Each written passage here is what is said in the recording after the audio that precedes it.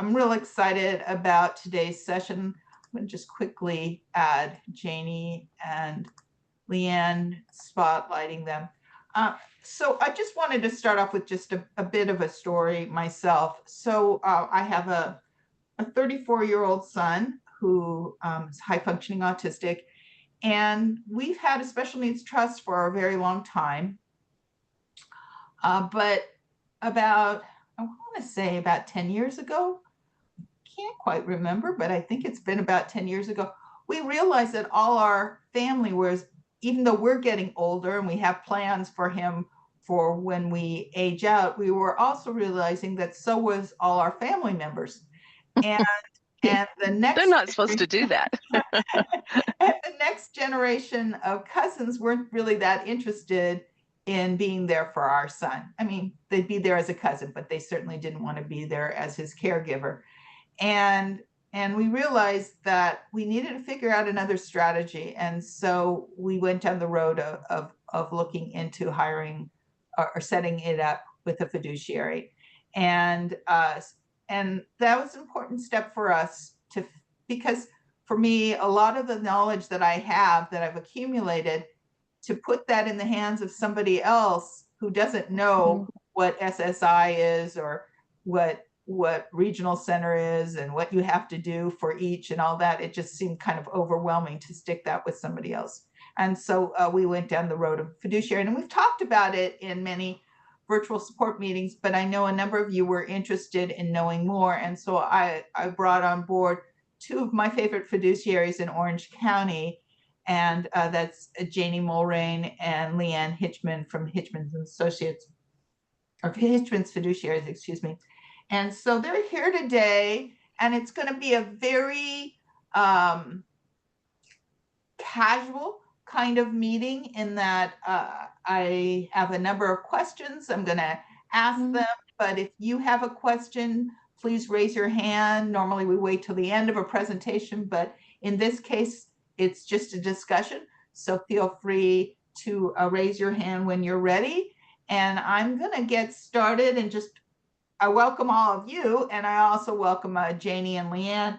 And why don't we start off with Janie, and can you just kind of introduce yourself, Janie, and tell us how you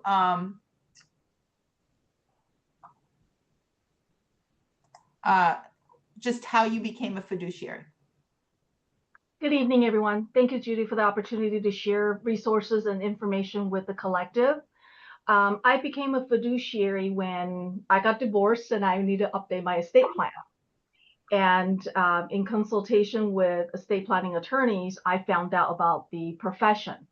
Prior to being a licensed fiduciary, I was an investment banker. So I wanted to, figure out money is to be preserved for the benefit of my special needs children. But at the same time, I did not want to burden friends and family. I want to preserve their relationship in a loving and their, familial ways. And that's how I learned about the profession. And the estate planning attorney mentioned to me that I will be, pretty good at doing this should I ever decide to transition professions. So a few years later, when I had enough of banking, that's when I took the leap. And before I took the leap, I was weighing between going to law school to become an estate planning attorney, or actually before that was securities and industry.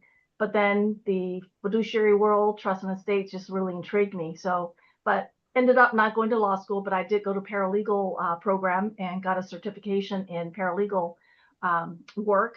So I did a lot of freelance paralegal work, did a lot of court accountings, probate accountings, while at the same time slowly built up my fiduciary practice. But as soon as word got out that I'm a fiduciary, all the attorneys says, well, we have plenty of paralegals, but we need more fiduciaries. So really quickly, I think within the first 6 months, all my paralegal work is, pretty much dwindled because all the attorneys started to, bring me in on transactions to do fiduciary work. So, and that's been 12 years. Thanks, Janie. LeeAnn, same question. Tell us about yourself and how you became a fiduciary. Sure. So I've been doing this about 25 years. I did not know a single attorney when I started. I didn't even like attorneys. So I don't know, I guess I knew what estate planning was, but I read some articles about some fiduciaries, and quite frankly, I was really shocked at the time, this is many years ago, at kind of the loosey-goosiness of that industry and who became a fiduciary, and there was no licensing at the time. And it just was pretty surprising when I thought about somebody being responsible for an individual and their estate.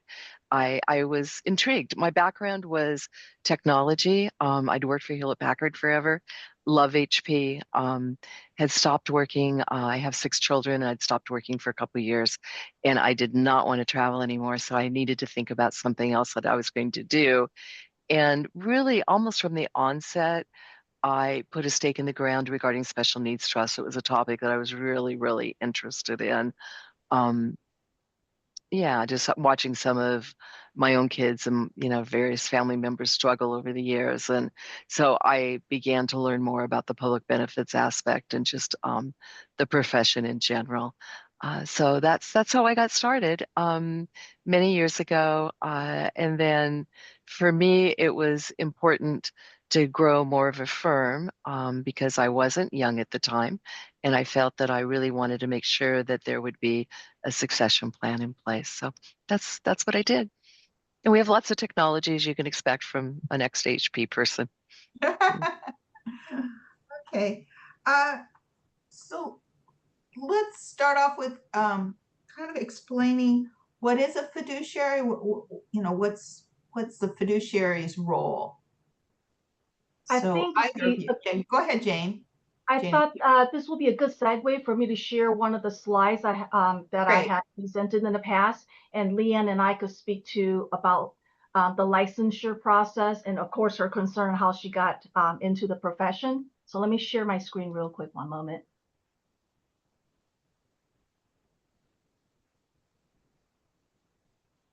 Okay.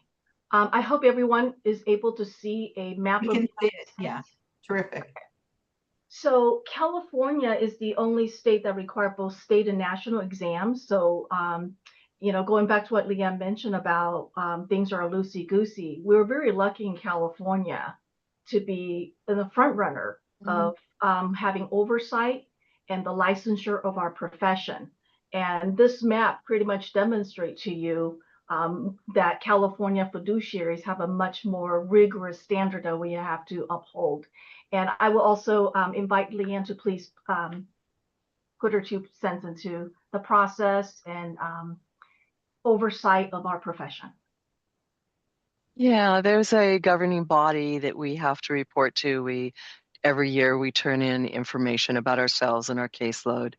Um, there's a place where somebody can complain, I think, which is probably an important thing to consider. It's hard for me to really imagine what it's like in these other states, where I know that there are people in various forms practicing, but it appears that there's no oversight. And what that can mean is that anybody can just say, this is what I do for a living. Here I am. So no educational credentials. I know when I first started, I think it's fair to say that the majority of fiduciaries in California even did not have college degrees. They had very diverse backgrounds, but maybe not always very germane to the job at hand.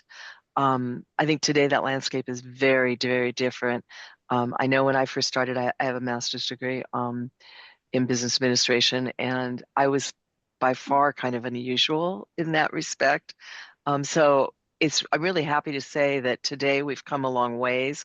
The bar is much higher. I think people don't just sort of say, oh, I met a nice lady at church and I'm going to take care of her money, or oh, I met a nice young man who needs help. I think it's a different climate now, and I personally am grateful for it. Yeah. So Janie, you've got some things up on the screen. You want to explain what about this oversight, I guess. Yes, this slide supports what LeeAnn mentioned about what we're governed and what we're subject to. And as a fiduciary, we are licensed to act in different roles. So this is just a quick slide to kind of explain, what governing body oversees us and who are we accountable to. And this will be another good segue to another slide that I will share. So that Yeah, will and this is kind of my next question about the fiduciary and your role and other roles that are out there in terms of helping manage a trust when yes, for parents are example, no longer around. As a fiduciary, it's a very generic term because by definition, fiduciaries are a person in a position of trust. And we are authorized and empowered by certain legal documents to act in a role.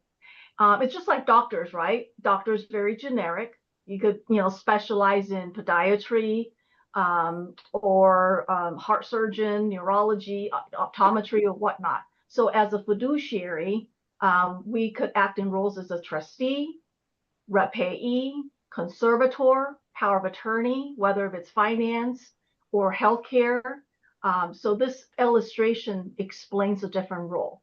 And LeeAnn, please add your 2 cents. No, I mean there you will find certain fiduciaries specialize maybe in a couple. It's pretty hard to be all things to all people, for sure. And so when you talk to them, you may find that they only deal with, person-centric kinds of issues, or that they only deal with financial. In my particular case, because I have 6 licensed fiduciaries and staff, what is such a luxury, gosh, a number of years ago, we did a paradigm shift, and we basically, each one of us has a specialty. And that is just amazing because there's just no way you can know everything about everything.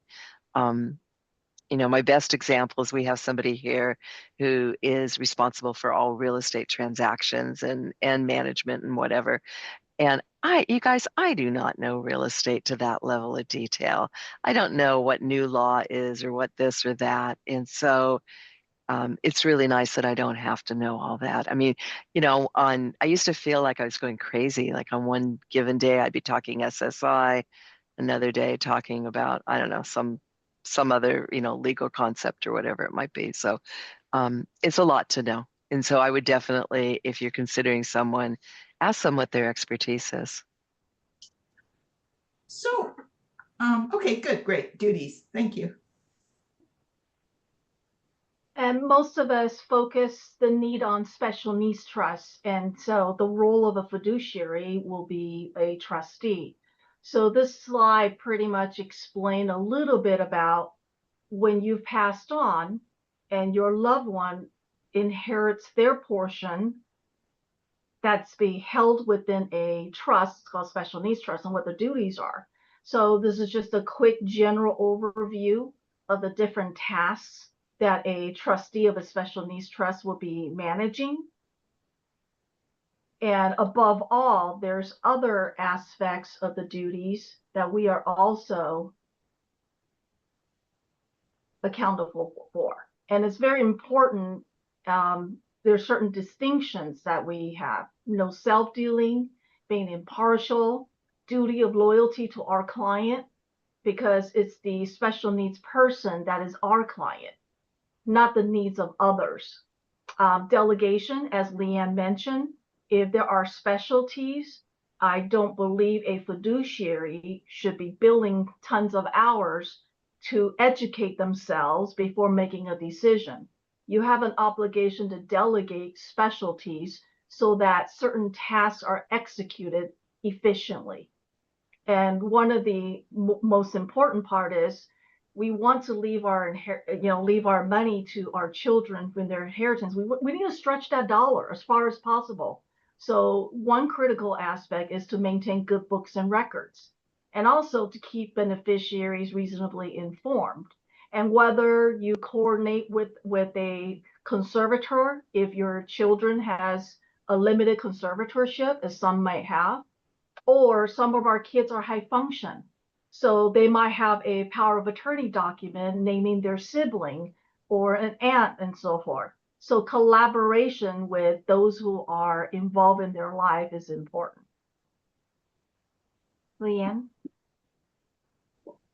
Yeah, I think since we're here to talk about special needs trusts, I think it's important to take a note that these are really kind of funny animals. They don't fit into a nice, neat box. And what I mean by that is we're talking about vulnerable individuals. And so as a trustee, I can't sit here and say, oh, I'm only about the money, right? It just, that's not okay.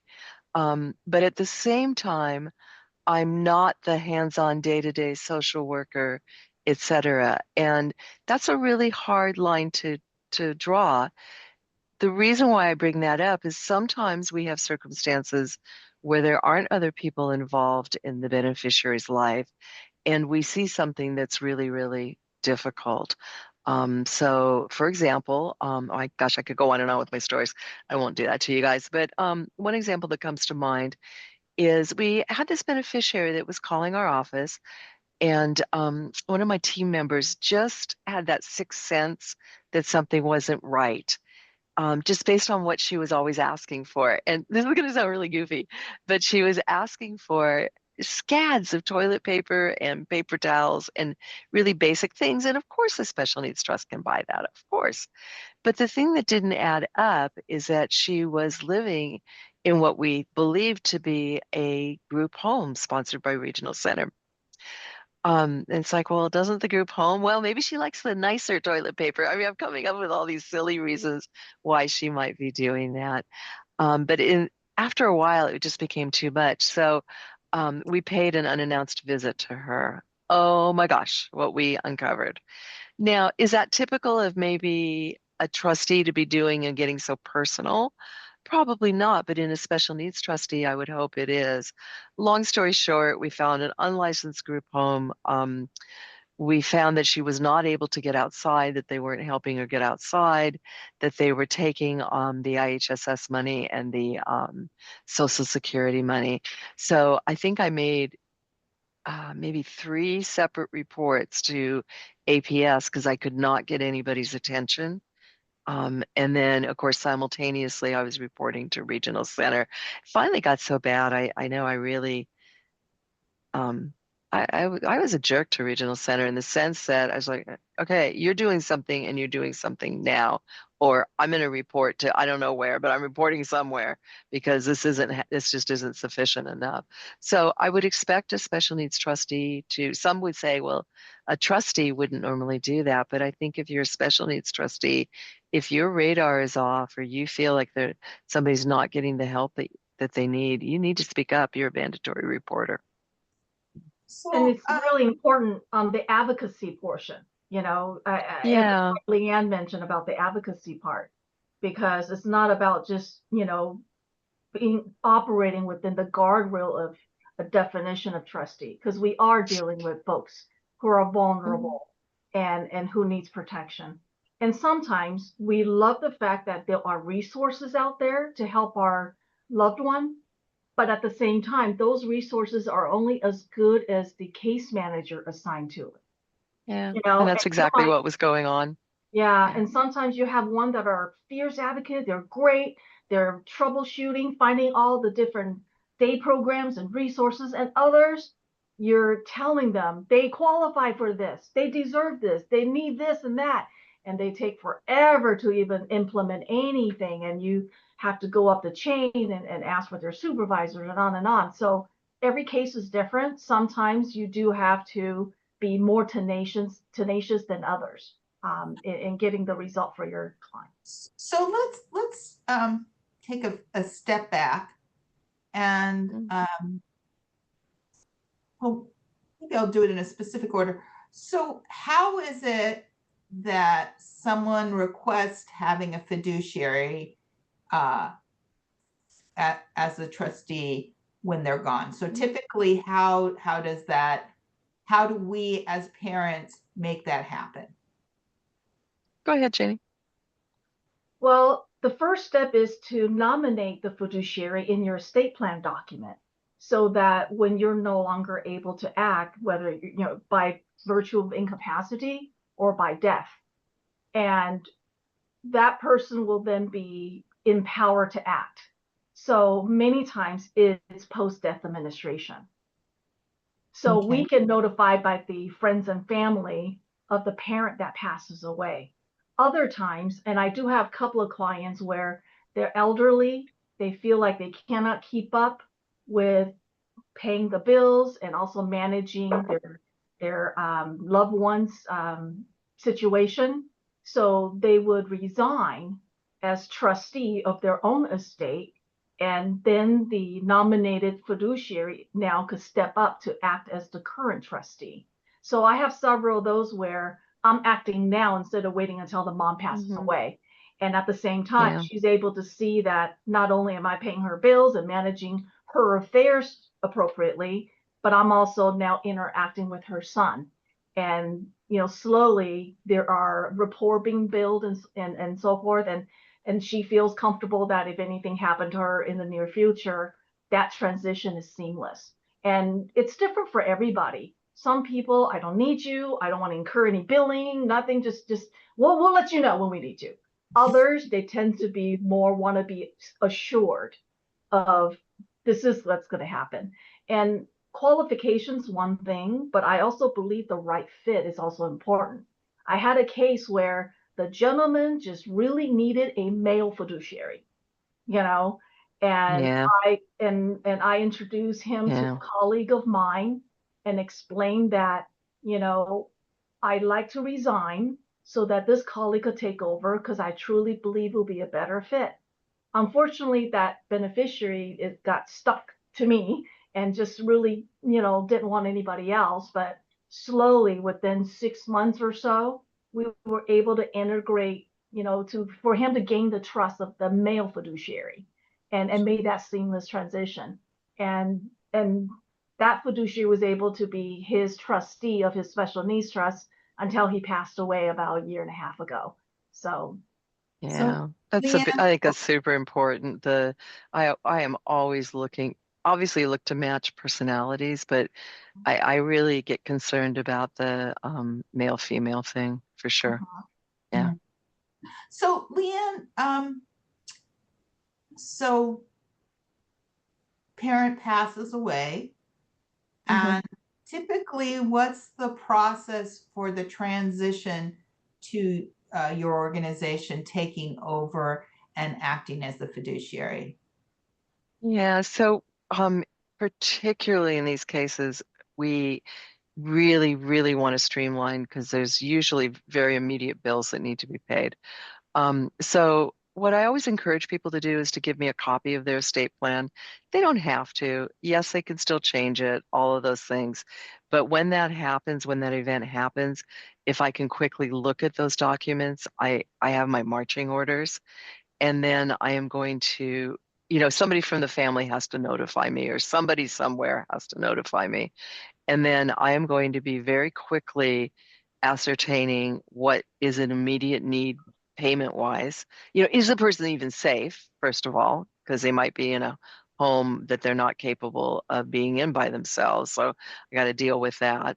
And report to authorities if that's necessary. The second thing is are there immediate bills? And by immediate, I mean, does the person have food in their house, that kind of thing? Is the rent paid, whatever. And then I'm going to work as quickly as I can to be able to get control over some funds so that I can take care of that kind of thing, for sure. So that's how it happens. I mean, if you were to walk into my office on any random day, or maybe random month, you'd probably see a phone call like that come in, and you would be seeing everybody kind of boom, boom, boom. You do this, you do that, because um, I mean, it's important. We don't want anybody left with, in being in trouble. And sometimes we see that. I mean, I have situations where like a parent and the child have been super isolated, and that child is not okay living on their own, and no plans have been made. So let's do talk some stories. Let's start off with a good story of a parent Yeah, that left things in great shape for you and things went smoothly. So who wants to tell a happy story? go for it, Janie. I mean, I've got well, I lots of don't them. know. Go for it. LeeAnn and I get brought in on a lot of That's the triage things. situation. Yeah, we do. We get a lot of triage, but I also get a Yeah, lot of happy ones. And sometimes I have triage ones that have really, really happy endings, endings. for sure. Actually, the one I was thinking of about the daughter living with the mom and there was nothing, that was horrific. I will tell you that. I will spare you the details. But here's the really good news is I was able to get her to trust us. I was able to get her to move out of the family home to get someplace where she would have help. Um, and then the house that actually, in order for her to have any funds at all, that house had to be sold. So she had lost her SSI, she'd lost all of her Social Security.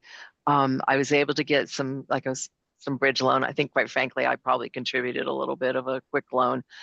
We got her going, and I mean, she's maybe thriving is too strong of a word. It's a mental health situation. But I mean, compared to where she was at and what could have happened, she could have ended up on the street. She is doing so, so well. Um, she's actually now agreed to taking medication. It's working. She's her hygiene is improved, her mental outlook has improved, her attitude has improved. I mean, literally, I walk in to see her and she's like, "Hi, LeeAnn," and that wasn't the case in the beginning at all. So you're right, Janie. A lot of them are triage situations.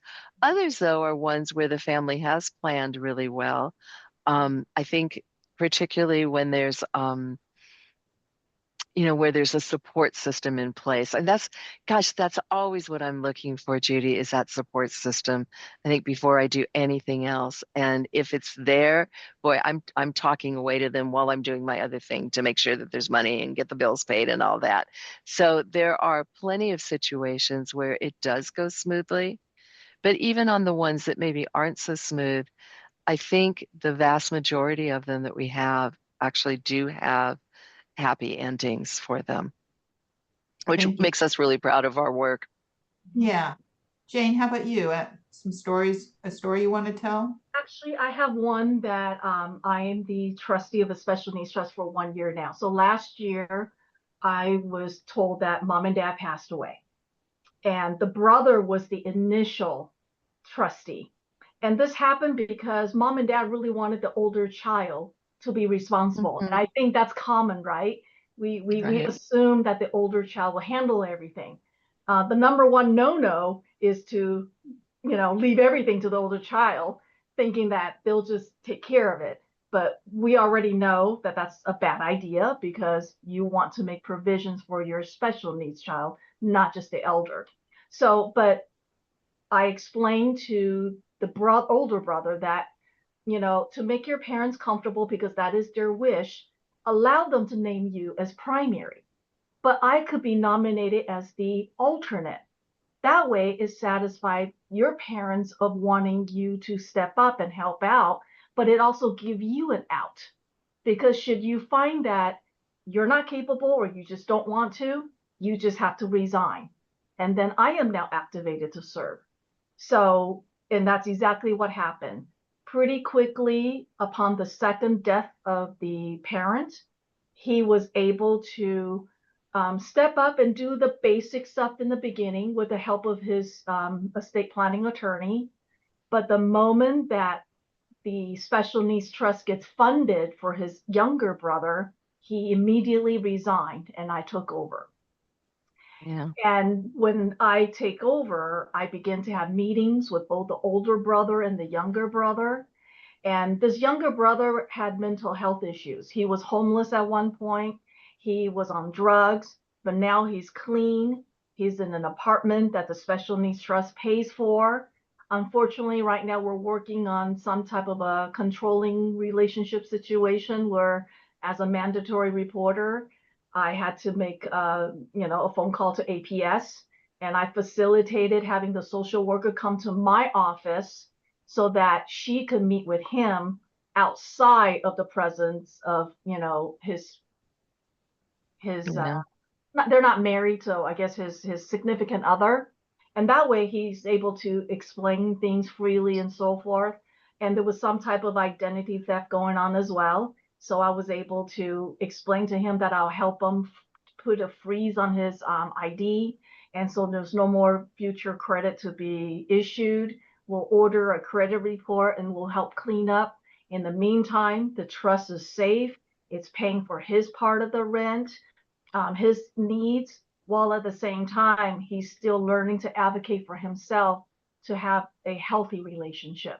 So on every other month, when I do have meetings with him, he comes to my office every month. And to a point now where he doesn't have to, but he wants to. So he always calls his older brother. I like riding my bike down to see Janie. I want to see her. Mm-hmm. And so Right. I would plan to do things while he's here, like pay his rent, pay his bills. He'll bring it all to me, and while we're chit-chatting, I'm doing that. So I'm not billing while he's not here. I'm doing it all at once, so as a cost savings to him. And at the same time, I also serve as a liaison between him and his older brother too. So that way his older brother's kept up to date as to what's going on with his younger brother, because the older brother is his healthcare power of attorney and financial power of attorney after all, you know. And I also facilitated an attorney to draft documents so that that appointment is made, because a lot of time our higher function kiddos, they're not conserved, they don't qualify for limited conservatorship or general conservatorship. So it's important to explain to them that they need to have their own POA documents in place, whether naming a sibling or friend or even the fiduciary themselves. So those are the conversations that I think had a really good outcome, so that things are set in place to help them whenever the needs arise. So you guys spoke about, kind of oversight from a government point of view, but what kinds of oversight do families put together so that they can keep an eye on their loved one, even though there may not be, obviously the fiduciary trustee? How do families work with you to monitor how things are going? So Yeah, LeeAnn, I can answer that. Yeah, I can answer that. I really I prefer is too strong of a word because not everybody has this option. But when there's a family or somebody involved, either, well, it depends. It could be, the medical power of attorney, or it could be a limited conservatorship, depending on the circumstances. I think that's wonderful because it gives me somebody to talk to, because I want to be accountable to somebody, right? I kind of crave that. If the estate planning documents are set up such that there's a trust protector or some sort of committee involved of people that know the beneficiary. I, I know there are some fiduciaries that don't like that. From my perspective, I welcome them. My only complaint about them is the law is not that well developed. So when people hear the word trust protector, they kind of maybe overdo it. But the way I interpret it is I look at it literally as that definition, even though legally that's not quite exactly right. I want that oversight. And, if something does go wrong, then there's somebody else to take a look, or if the trust needs to be amended or whatever it might be. I think those are really good things. So um, I, in our practice, we always welcome that sort of spirit of cooperation with somebody. Like Janie said, though, a lot of times we're triaging really tough situations, and frequently they're tough situations because there isn't anybody involved, and so we're trying to figure this out. I love your story, Janie, about somebody coming in. We had a gentleman who's now deceased. He came in every couple of weeks, and after his mom died, and at first it drove me crazy. It's like, we're working here, you're interrupting me, how dare you do this? And he'd come in and he'd have some kind of made up reason why he was coming in. He would pet the dog, sit on the couch, and get himself something to drink. And it actually got to the point where it was no more than 10 minutes. And what I finally realized in my little stupid brain is that really it was like a wellness check. He wanted to make sure we were here. And for us, it was great because we knew that he hadn't wanted. Sometimes he was schizophrenic and he would hear voices that told him to go leave places, and we would have to be trying to, based on his purchases, track him down. But this was a great way for us to do that. So that was kind of a good a success story. But I wish mom would have put somebody in. We ended up in that particular case, dad was estranged. divorced and estranged from everybody, we were able to contact him. Man, that man stepped right up. He didn't live close by, but he came out regularly. He did everything for his son. It was really an absolute joy to work with. And I'd like to add to what LeeAnn mentioned earlier about the trust protector. Definitely for being accountable. I welcome that personally. And as Mm-hmm. LeeAnn mentioned, there are a lot of fiduciary, they don't want to deal with it. I welcome it. The only Mm-hmm. caution that I do have is when you define the role of a trust protector, trust committee, there's only one trust that I said, I'm sorry, I'm not taking this on. I'm not going to be the trustee, is because Mm-hmm. I had to run everything by the trust protector. Oh, I yeah, you couldn't can't even do cut a that. check. I couldn't even pay a Yeah, bill without the yeah, consensus of the trust protector. In this yeah. case, there were three, one in There's no way. Colorado, one in Texas, and one in California. And every single time I'm going to write a check, I have to go chase them down. And then what if one agrees Mhm. and not the other? It was just a Right, right. nightmare. It's not workable. You I got think one of the funnier situations I have with a trust protector is an uncle who takes the role so seriously, not in terms of protecting the trust, which is fine. I'm happy with that. He expects me to ask all these personal questions about his nieces who are perfectly capable of functioning. Like, are they dating people? Are they, I mean, it's bad. Are they working? Are they whatever? And he says, well, I am the trust protector, you know. It's like, yikes, I wouldn't ask my own children these invasive questions. So that's my only little cringy thing about the word trust protector is I've seen people take it too far as to what the definition is. And the instruments themselves frequently don't define it that closely. And unfortunately, probate code and case law don't really have strong definitions yet because it's a relatively new concept. So like, no, I'm not asking if they have a boyfriend. So I'm let's serious. He has yelled at Annalise because when I said no, he went to my daughter thinking, well, she's a daughter, she's a girl, you know, she'll figure this out, right? And she's like, hell no, I'm not asking that. let's say, you haven't picked a fiduciary, but what would you recommend as a process for families that are wanting to figure out what fiduciary they want to name in their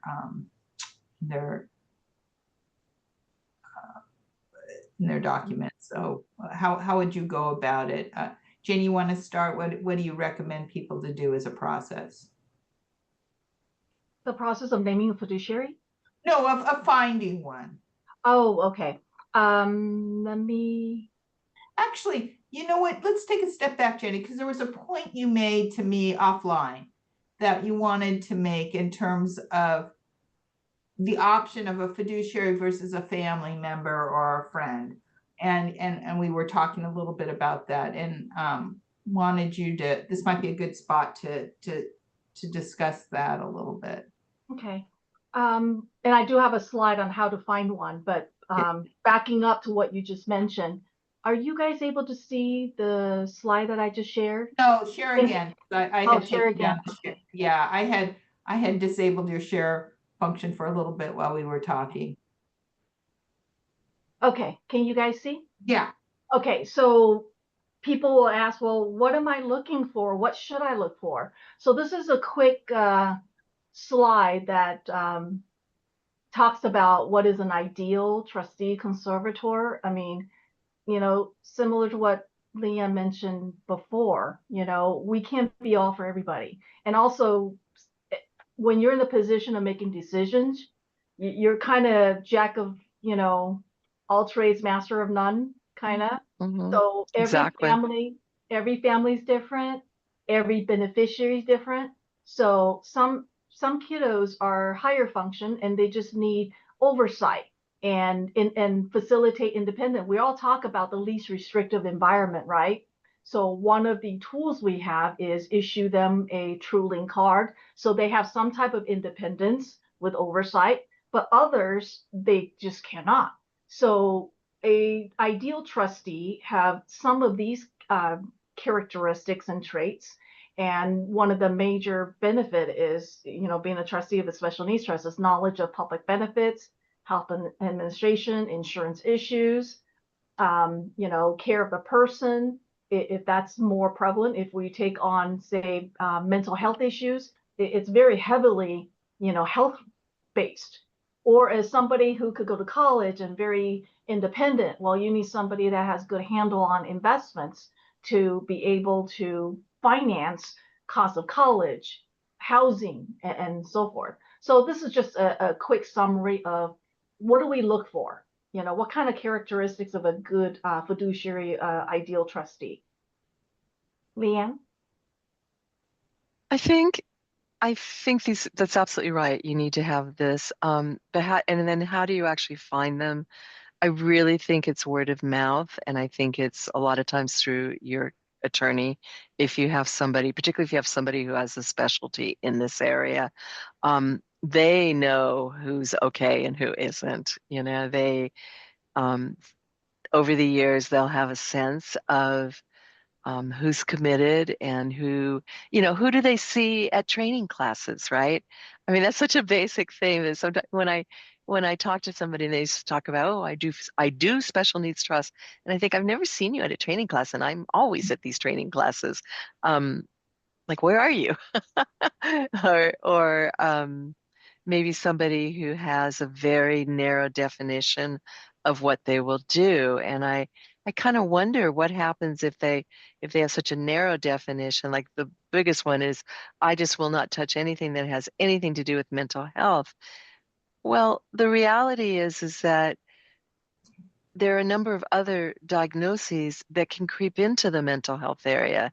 So it makes me feel like, well, is that trustee, sorry to use the word feel, I know that's not very quantitative, and I always try to be quantitative, but I mean, what are they going to do if that person suddenly kind of goes off and is struggling with mental health challenges or behavior challenges? Are they going to say, oh, that's outside my area of expertise, or outside it's not even area of expertise. None of us are experts in that stuff, but it's outside maybe their Comfort zone. circle of what they're willing, their comfort zone, what they're willing to deal with. And I think it's really important to have a sense of compassion with the individual that you're choosing, because if they're compassionate, they won't do that kind of garbage, right? They're just not going to do that.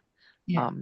So I know that for us, what just what we did was we Mhm. found at the time, there were 3 different fiduciaries names that we heard through word of mouth Through your or counsel, probably, yeah. yeah, Yeah. and we met face to face with them. We wanted to go to their office, which I think is important, and you know, and get to know them and how they work. And we also brought our son Josh, and it was like partially what it was also figuring out the chemistry, because this needs to be somebody that when I'm gone, that I know Josh would be comfortable with. So, but we met with each of them. They were all great in different ways, but it was really finding the right skill set, philosophy. We had our own requirements that we were looking for. And I think it's important you sit down and kind of think about what is it that you're looking for, and then and meet them in person, because this isn't something that is a big decision. So you need to get that face-to-face time. So Janie, you've got down a slide here that shows some different sources. You want to go over that real quick? Sure, I agree with LeeAnn. The best source of recommendation is the attorneys. They're the ones that are drafting the documents. They're the one that's advising the family. They're the one that's going to court. And they have experience with who the good and the bad and so forth. And LeeAnn and I are both frequent speakers at special needs conferences. And we attend, special needs conferences, make sure that our skill sets are relevant and stayed up to date. Things change. I mean, this industry is so dynamic that, one day we think that these benefits have these certain thresholds or rule, and then next week we have a new update, or that's no Right. longer valid, or so forth. So it's really a very dynamic situation, and no fiduciary could afford to just rest on their laurels and say, all right, I've learned everything, okay, I'm done. No, it's a constant staying abreast of the changes. And also when you're working with several different clients, you also learn their circumstances. And what resource that could help one could also benefit your other clients too. So Yeah, I 100%. so I feel like I've learned also from my own clients and from the cases that I have that have actually benefited to my other clients. And like what LeeAnn mentioned, I'm 100% in agreement.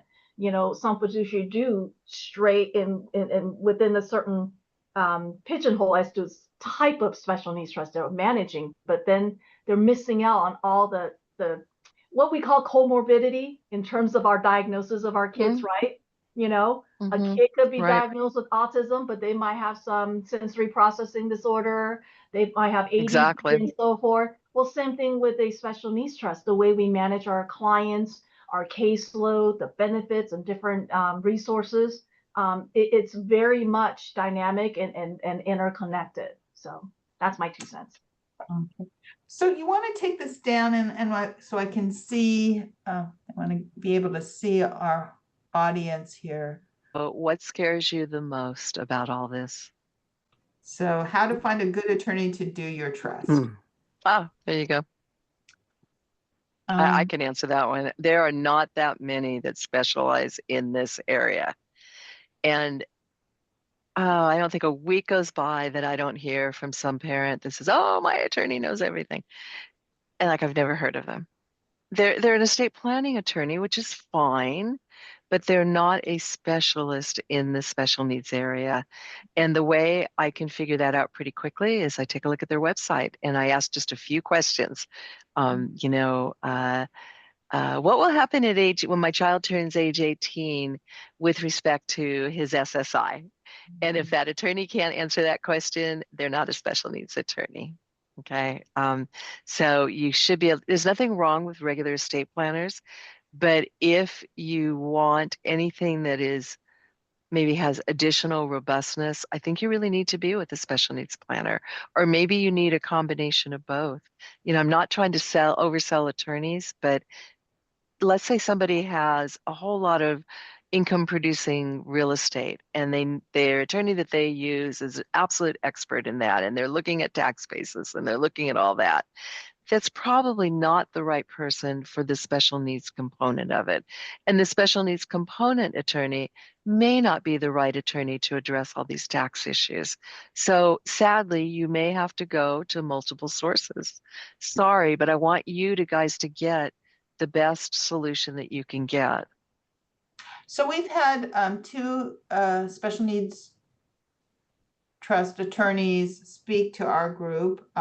Recently, we had Stuart Zimring, and then Yep. we've also had Susan Katzen. Yep. You can find the recordings of their webinars on our website, so I recommend you watch them and see who you like. I've had Excellent choices. And I think and then Janie might know of some other ones. What I want to say is that it's not free to put together a special needs trust. So you should go in there with an expectation that it's gonna, at least be $5,000. I don't know that was like what I paid years ago. So I'm sure it's like everything else it's doubled. So is this Janie? I assume you're sharing your screen here. Yes. Are you guys able to see a website that I just shared? Yes. Okay.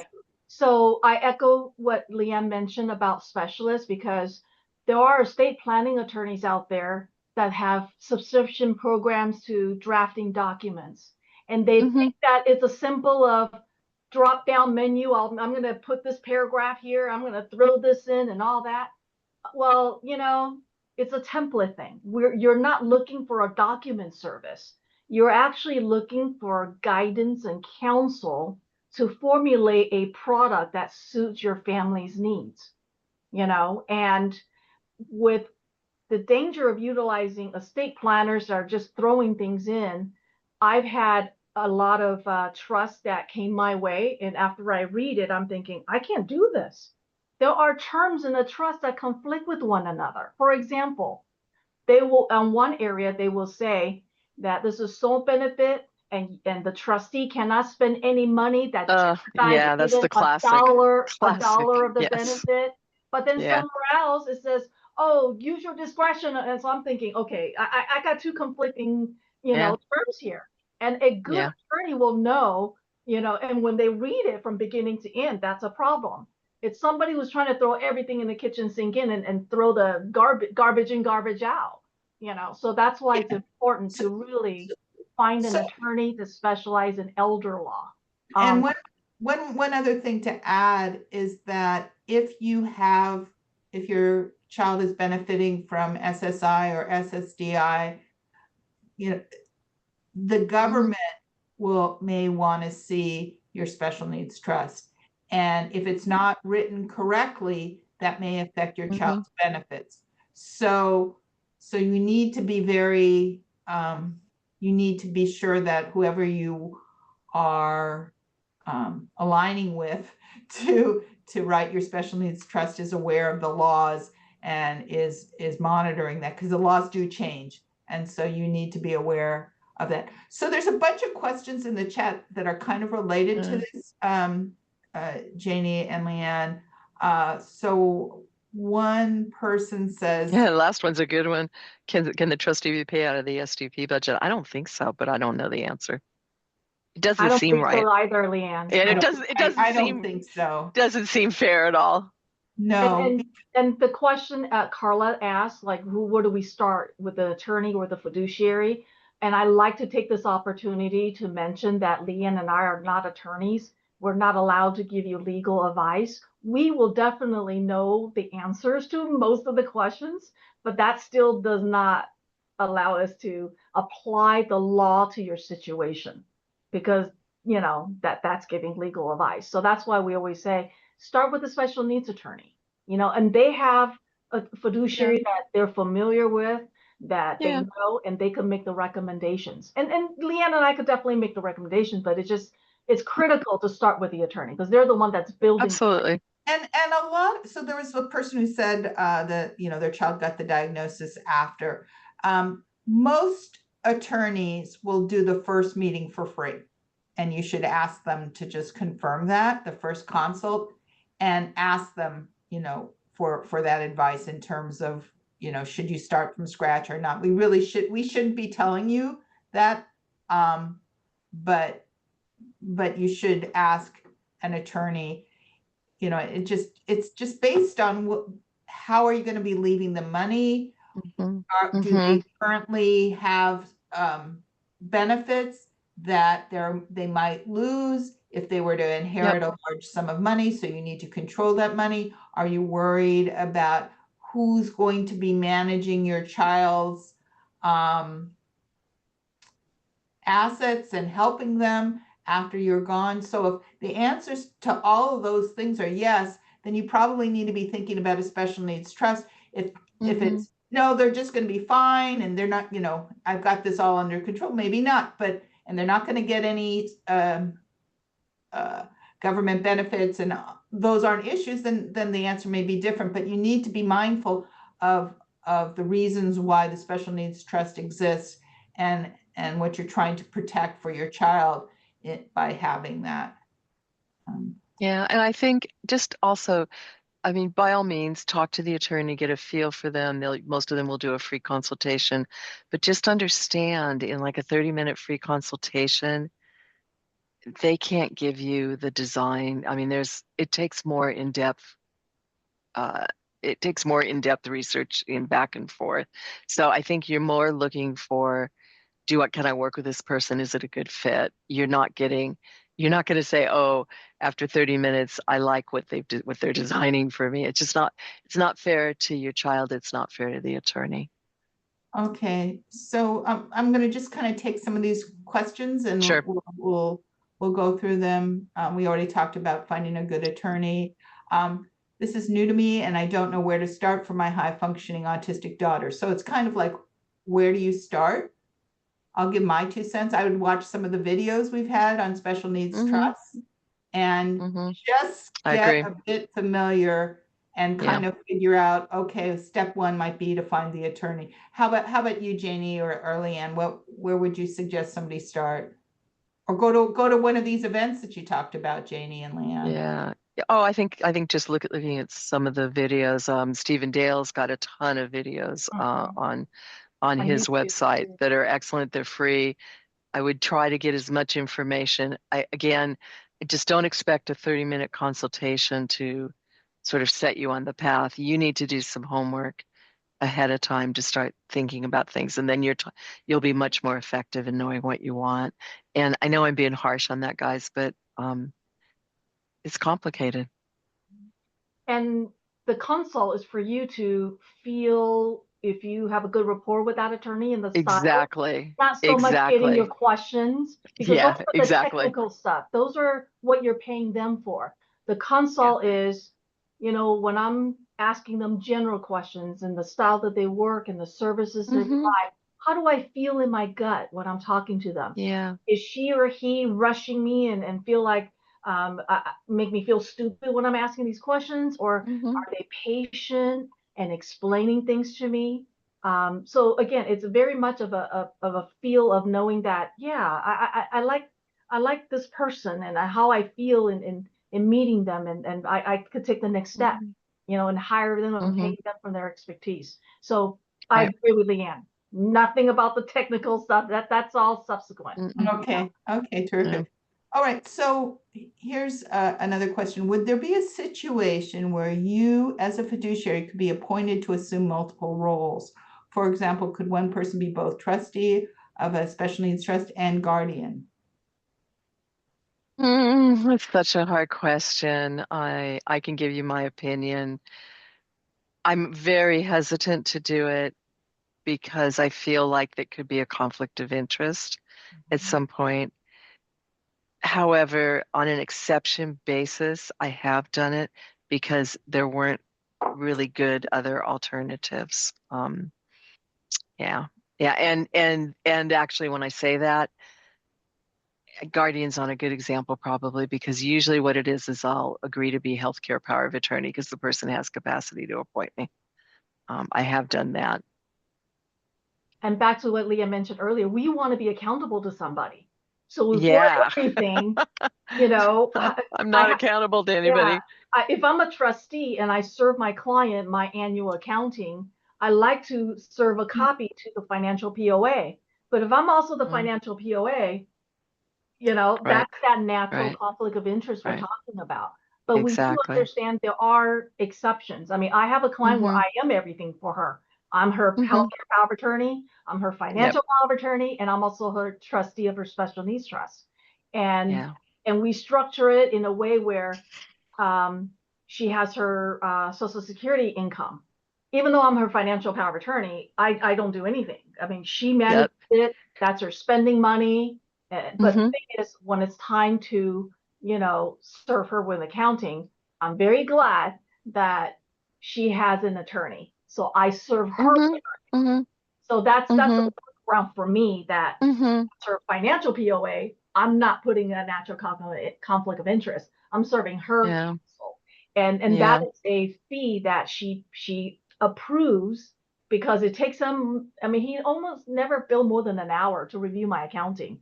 So he'll look at it and he'll call her and said, well, I don't see anything, but do you have any question?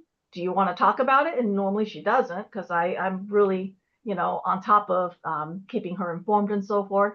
And then she will email me and says, okay, please pay XYZ attorney. And then the trust will pay for it, Yeah, that's a really good solution. So there's a whole bunch of questions that, since you brought up the word fee, about how are you paid and what's the cost structure look like? Go ahead, Jane. No. In general, for me personally, I charge an hourly rate because there are cases where you get paid a percentage, but those are not S&T related. For special needs trust, I can't say that my client needs me 5 hours this month, because what if he's off his meds and there's a crisis, and on and on. And that month I bill 35 hours.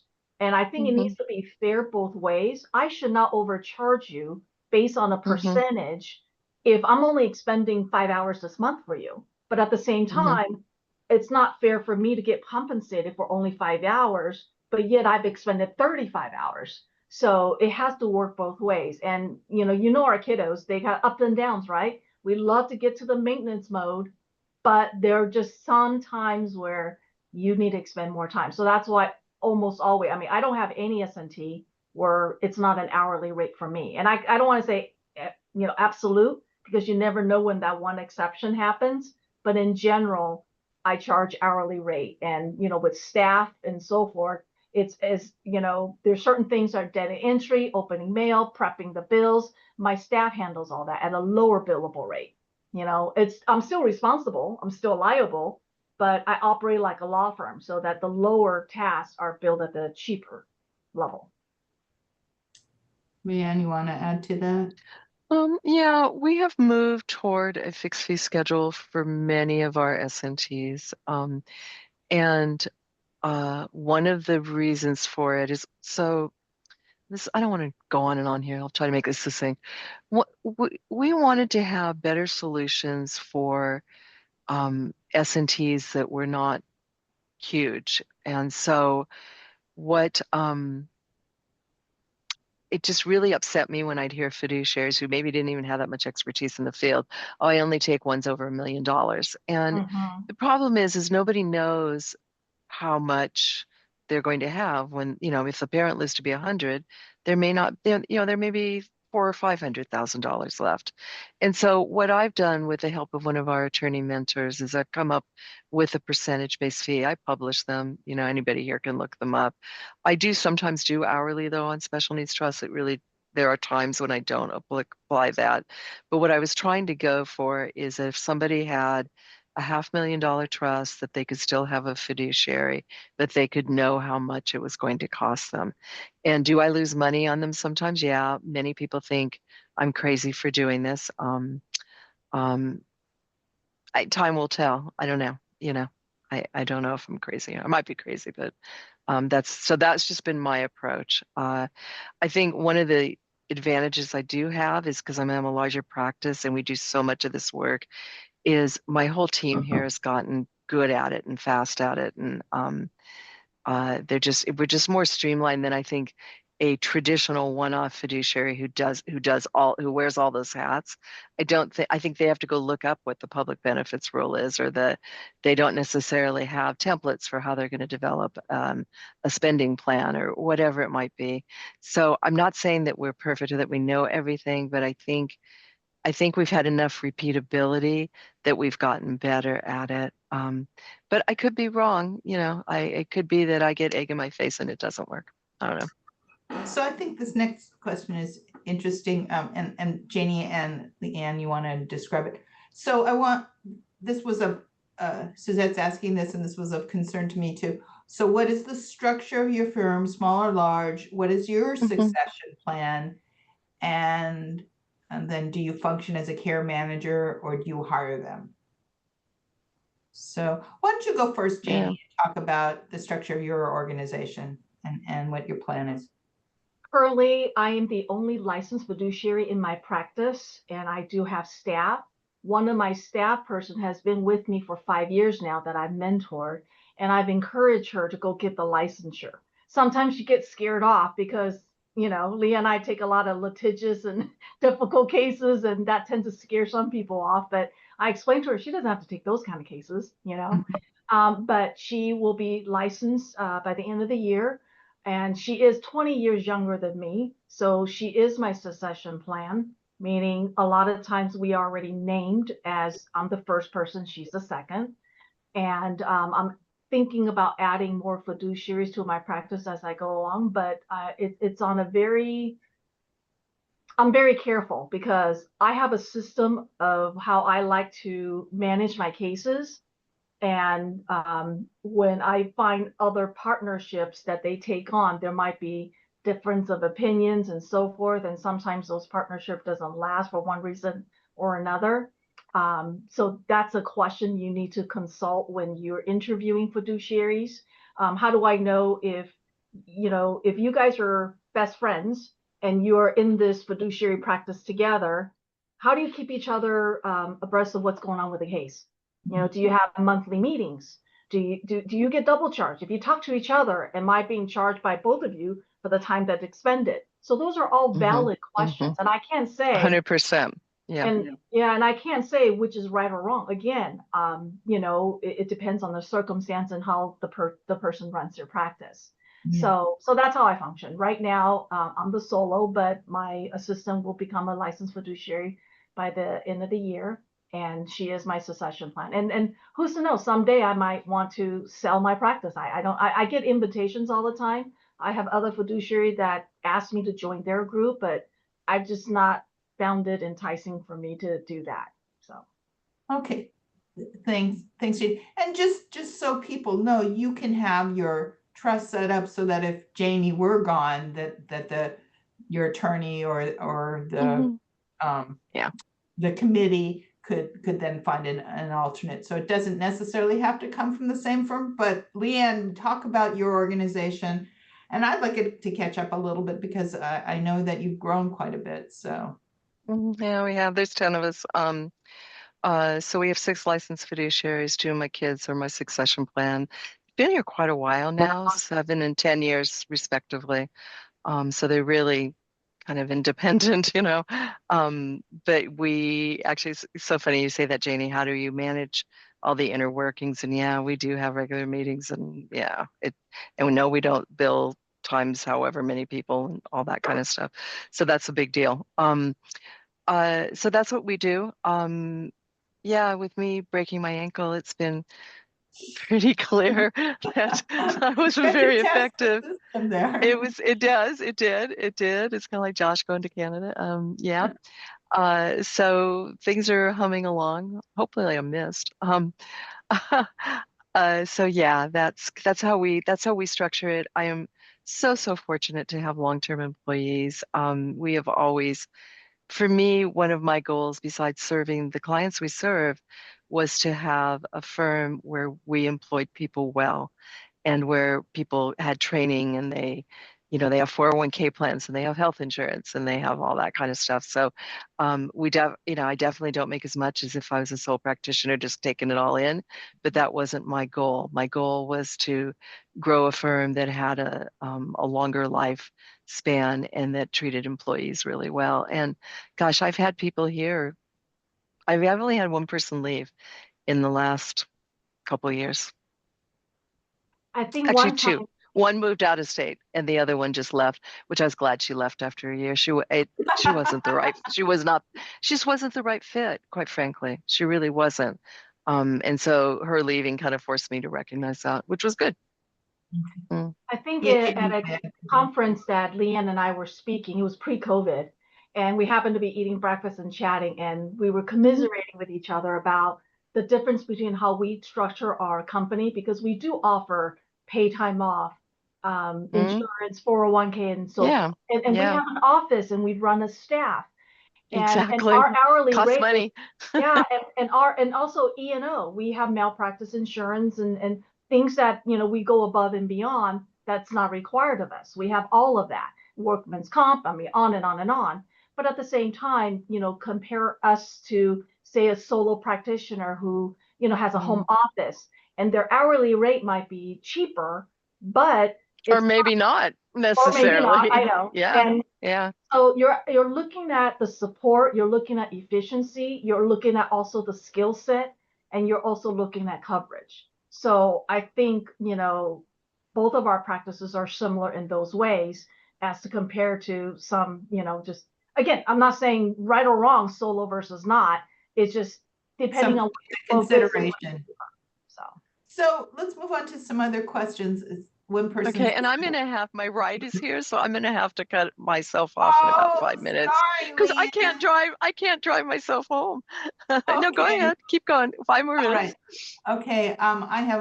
Let me get to one that's probably more Judy, do you mind if I wanted to make sure LeeAnn stays here for this question. Deborah Greenbaum mentioned that she's currently choosing a financial planner. The financial planners state they will work with fiduciaries. They also have told us they have attorney on staff to write up the estate plan. Is there any advice you could give us on selecting a financial planning company that's also good at participating in a special needs situation? So that part of that question, I want LeeAnn to also weigh in on this before she leaves, is a lot of financial planner and investment advisors out there, they're calling themselves fiduciaries. So Well, and they are in the generic sense, yes, they have a fiduciary relationship. Yes. But what they are not being quite clear is, their role versus our role as fiduciary. I have many people call me and says, I went to this financial seminar. I'm confused. I thought you're the fiduciary, but they said, no, they're the fiduciary. So LeeAnn, please. God, I don't have the answers on it. I was talking to a financial planner yesterday who actually has kind of taken over the management of an account from Fidelity. And he really is presenting himself as a home office. He has an attorney on staff. They'll do your estate plan for you. They'll do the taxes for you as the accountant. I don't know, you guys. Maybe they're the best thing since sliced bread. I don't know. It just concerns me though. Yeah, I'm just going to say this is that I also looked at a bank, and the banks sometimes play fiduciary. They do. They do. But I'm going to say this, you guys. You're here at this meeting. That means that you're concerned. You found Orange County Asperger support group, which means that you're concerned about your child and your child having their best life. And I think to me, I think you need to be very careful that you pick an organization that's going to understand all the kinds of things you need to understand to make your child as successful as possible. I mean, it's your decision and you may have your own requirements and whatever, but I just think you need to be very mindful in making this decision, not to, you need to look under the hood for this one. You can't, if someone says it's going to be cheaper or whatever, just think through we'll pay the bills. We'll do this when you're gone. Are Yeah. they going to have to go stand in a window at an aisle at a bank or call up a financial guy that's only used to talking to you, sending you letters about what's going on in the stock market? Or are they going to see who knows how to talk? Right. Who knows what a service coordinator is at regional center and knows how to have their annual meeting and what to be expected. So I just think and before LeeAnn goes, I mean, I like to have her weigh in on pool trust. Pool trust is also another option. You want to talk about cheap. Pool trusts could be trustees of S&T very cheaply. And the problem though is they're not as cheap as what they're not always that cheap. I mean, that's what made me begin to investigate this whole model. Was by the time you add up all the individual fees, it wasn't different, so they tend to fit in the lower end. They're very much call centers. So you want something, here you go. I don't think they're going to. I don't think the people that are manning those phones are not going to do an analysis of, like an example would be, I just did this one today. How much should we allow on TrueLink versus an ABLE account? And we have an individual who has trouble putting the brakes on in terms of spending. A pool trust is not going to worry about that. Here's your ABLE account, here's your TrueLink card, here's some money. They're not really going to try to balance that out. And the couple of the pool trusts, I know them really well. I have a lot of respect for them. Got one where I work with CPT and I'm the conservator on. They're not always, they're inexpensive, but they're not always cheap, and then they're not necessarily going to give that same level of service. I mean, at the end of the day, they're not bad. They're a call center, They're a call center, exactly, but they're not bad, and they're not bad people, and they're, Although there's probably less oversight on pooled trust too. Do I dare say that? Let's not There was mention one that that blew. Florida thing. Yeah, exactly. There's the one that blew up exactly without any oversight. So there's that aspect of it too. And I want to just say things blowing up. I mean, I know of several horror stories where parents set up a special needs trust, but the child was able to pick their own trustee. This is a Oh, they're story. not supposed to do that because then it violates But benefits. it was not a But they properly did. written special needs Yeah. trust. They're not supposed to have control. The child went to church. Some people in the church said, "Hey, we'll take over being your special." Church is always good. And bought him a one-way ticket to South America. This is a true story. I know the people involved in it. And Holy all smokes. his money. And it was Susan I am Katz. so sorry. And I got contacted. I put them in touch with Susan Katz. Wow. She ended up Wow. working with them.